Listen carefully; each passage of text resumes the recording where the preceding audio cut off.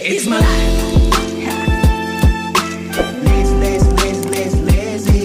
It's my life.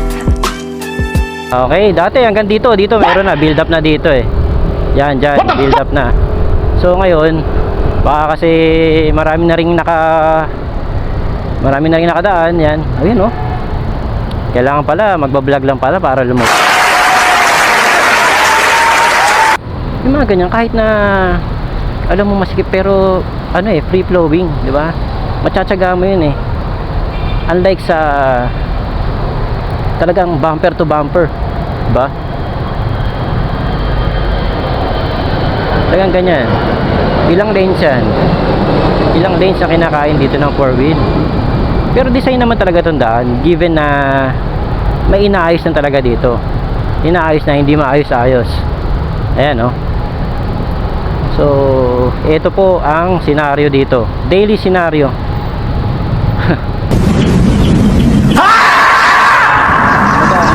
Okay pa ngayon sa mga ka-SM ko, sa mga followers natin, sa mga likers natin, sa mga viewers natin sa YouTube and Facebook page.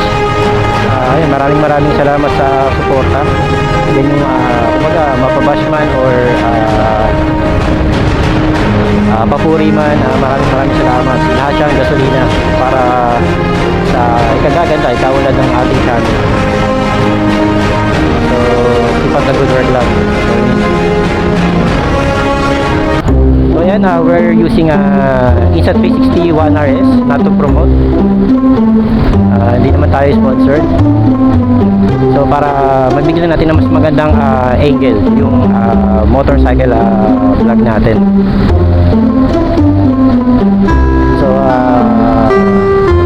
currently I'm using Insta360 One RS for 360 angle views.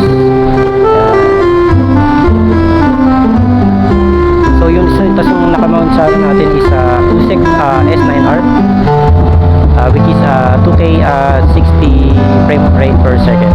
Yan ang mga settings ng ano natin. Sa 360 naman, capable naman siya ng 4K video recording. Yan ang kinaganda sa Insta360. Sana all. So shoutout sa mga naka Insta360 dyan, mga yayamanin. Yan, activated ang camera natin. Sa pagdating natin sa Ayala, papakita ko sa inyo yung temporary bike lane. Actually, hindi pa ako nakakapagbasa ng mga reports or article about doon kung anong reason ng temporary bike lane extension. No? Ang sa akin lang naman kasi ang pinupunto ko doon is bike lane extension. Asan yung linya ng mas marami kasi mas marami bilang ng mga nagmomotor kumpara sa nagbabike, lalo na sa Ayala. Kung i-maximize mo yung kung extend mo nga yung bike lane, para namang na disregard na yung rights ng motorcycle na nakikipag-share na lang sa 4-wheel, which is yung 4-wheel nga is kumakain, sila yung mas malaking kinakain sa daan, di ba? Para sa akin, in favor ako sa lane sharing pagdating sa bike. No, meron nga lang talaga tayong mga kapatid na no mercy pagdating sa mga nakabike, talaga binubusinahan. Pero syempre bigayan lang dapat eh. Kung alam mo namang mas mauuna siya sa'yo, dapat magbigay ka. Ganoon naman sa 4-wheel, minsan naharangan yung 2-wheel, kaya nagkukos din ng traffic eh. Instead na nakakauna na sana, ang nangyayari, iniipit pa, diba? Kasi hindi ka naman mauuna eh. Ito lang naman yung mga rant natin, mga reklamo natin, di ba? Instead na dapat free flowing lang sana. Lalo na sa Ayala, may mga linya kasi doon na mga solid lanes doon na bawal ka lumipat sa kabila. Yun yan, na-extend ang bike lane.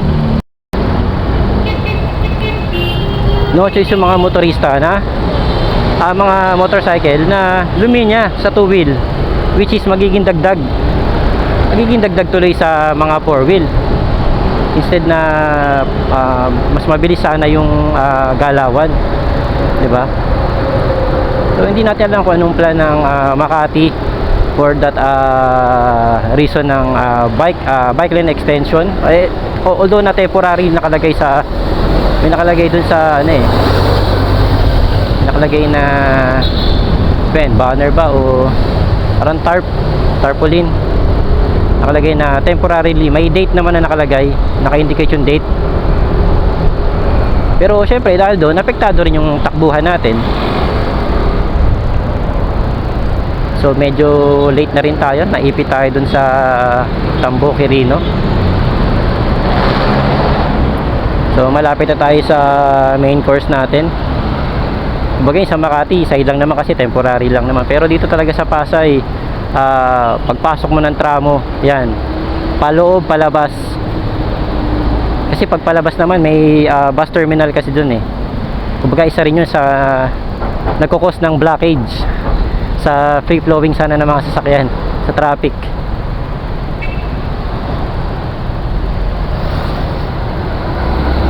So ayan, sa mga ka-SM ko, sa mga followers natin, sa mga likers natin, no, sa mga viewers natin sa YouTube and Facebook page, ayun, maraming salamat sa suporta. Yan yung kumbaga mapabashman or papuri man, maraming salamat. Lahat siyang gasolina para sa ikagaganda, ikaulad ng ating channel. So keep up the good work lang. So ayan, we're using Insta360 One RS, not to promote, hindi naman tayo sponsored. So para mabigyan natin ng mas magandang angle yung motorcycle vlog natin. So currently I'm using Insta360 One RS for 360 angle views. So yun, tas yung nakamount sa natin is Usec S9R, which is 2K 60 frame rate per second. Yan ang mga settings ng ano natin. Sa 360 naman, capable naman siya ng 4K video recording. Yan ang kinaganda sa Insta360. Sana all. So shoutout sa mga naka Insta360 dyan, mga yayamanin.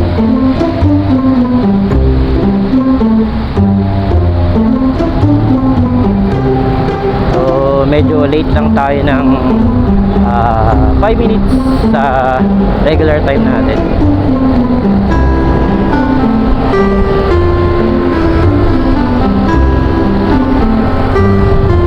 Pero ayun, maganda. Mas naisipan ko mag-vlog ngayon kasi umaraw eh. Kumbaga hassle free, diba? Hindi mo need magkapote, hindi mo need na bumaba ng motor. Pero talagang isa lang talagang kalaban natin, traffic.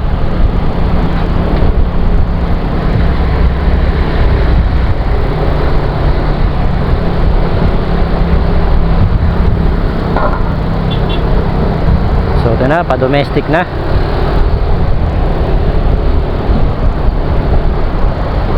Saka isa pa nakikita ko doon sa dyan sa papuntang Pasay Tramo, talaga nagkakainan ng linya. Walang bigayan eh. Kasi pag nakita nilang choke na dito sa inner left lane, pupuruin nila dito sa kanan. So ang tendency is mabablock talaga yung daanan ng motor, which is maliit na nga lang, nabablock pa. Diba? Para sa mga kapatid natin na 4 wheels yan, Stop it. baka naman Get some help.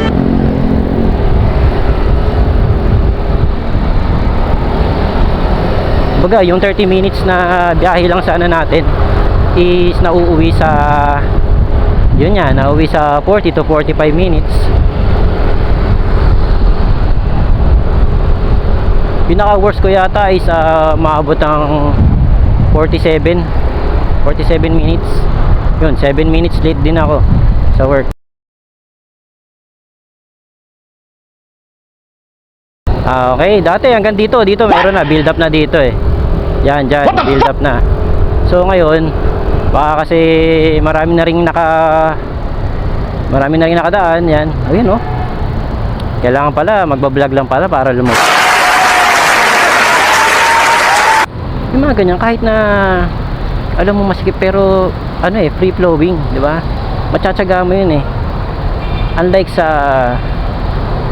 talagang bumper to bumper, di ba? Talagang ganyan. Ilang lanes yan? Ilang lanes ang kinakain dito ng 4-wheel. Pero design naman talaga itong daan, given na may inaayos na talaga dito. Inaayos na, hindi maayos-ayos. Ayan, no? So, ito po ang senaryo dito. Daily senaryo.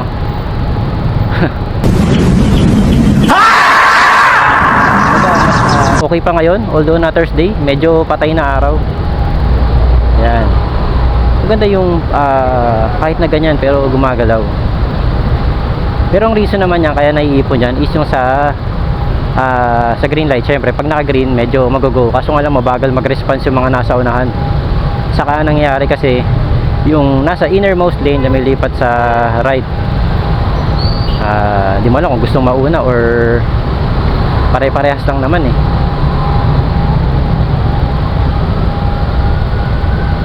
Syempre yung mga going straight yan yung mga papuntang Villamor. Yan. Tapos naman yung mga going left yan palabas ng EDSA. Dito pa lang talaga magbubuno ka na talaga ng minuto dito. Pero ito nakapasok tayo kaagad.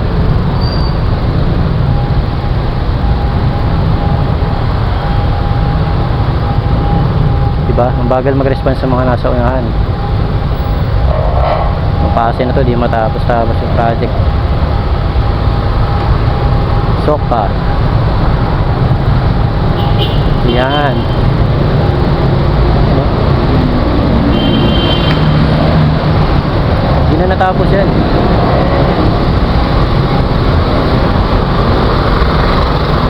Siyempre baka after nyan lalagyan pa ng ano yan,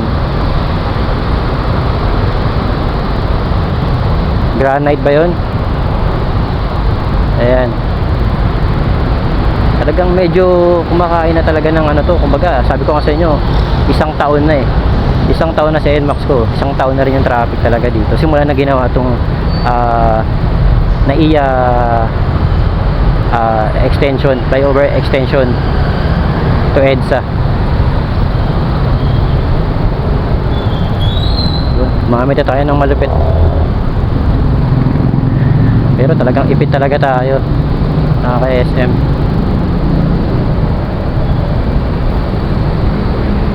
Hindi kasya si Maxi dyan.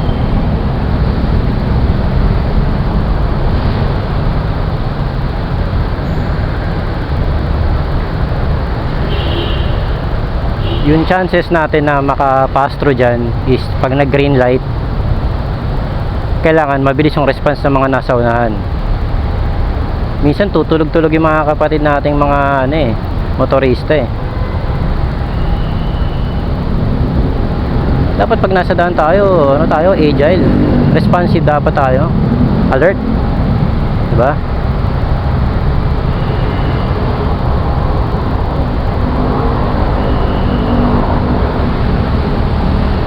Tulad yan, sabi ko sa inyo, mga umu-overtake yan, dyan nagtatagal, hindi makapag-antay. Patay, aabutan pa yata tayo na stoplight. Oh, baga, hindi mo alam eh kung makakadaan din naman sila.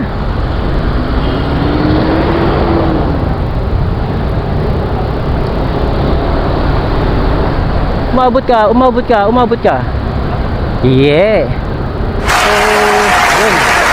Bawasan tayo ng 2 minutes delay sa dito sa pagpasok sa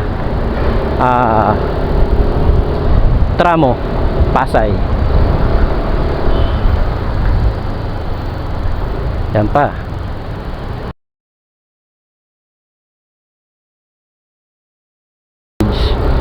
Dito sa Pasay. Tapos paglabas mo, mga from Winston from left part going to MRT station, mga naglalakad, mga tumatawid na pasahero. Doon sila mismo sa EDSA kung saan lumalabas yung mga sasakyan, doon sila tumatawid. Tapos yung mga counterflow, ina-allow din dito. Diba? Ganun ka-worse ang ano dito sa Pasay, ang traffic dito sa Pasay. Ganyan, laging hinaing ng mga motorista natin na kung kailan Berman saka gagawin. Diba? Yun nga naman kasi pag pinapatagal ang proyekto, mas maraming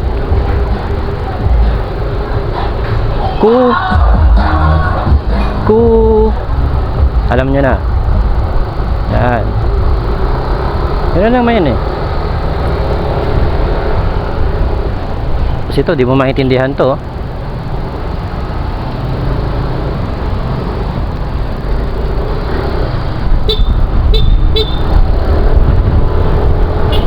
Yung motor kasi parang namamasya lang sa ano eh. Parang namamasya lang sa parke. So far, itong nag-vlog ako, hindi ko na ipakita sa inyo yung ano. Hindi mo lang kung nag-improve eh. Pero yun nga, baka sa ano na, sa volume na rin ng mga sasakyan na dumaan ngayon, hindi ganun siguro karami, or siguro mas inagahan na rin ng iba kasi naiipit ka nga eh.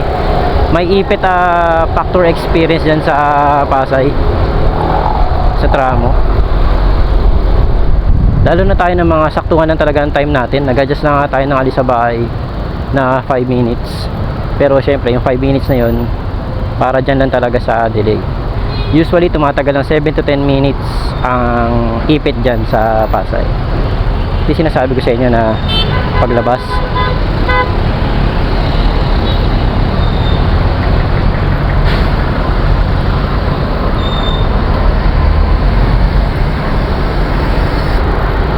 So simula na ng laban. EDSA na. So sa bus lane, wag na tayo dyan sa bus lane. Iwasan nyo na yan. Mas pinaigting yata ngayon. Pati nabasa ko sa balita na pati mga ano ng LTO, enforcement nila dadagdag para lang sa mga bus lane violators. Hindi lang naman tinutukoy natin dyan yung mga 2-wheel. Lahat 4-wheel mga nag-violate ng bus lane. O, tulad nun, nakita nyo, di ba? Oo. Yan, oh. Hindi talaga maiwasan.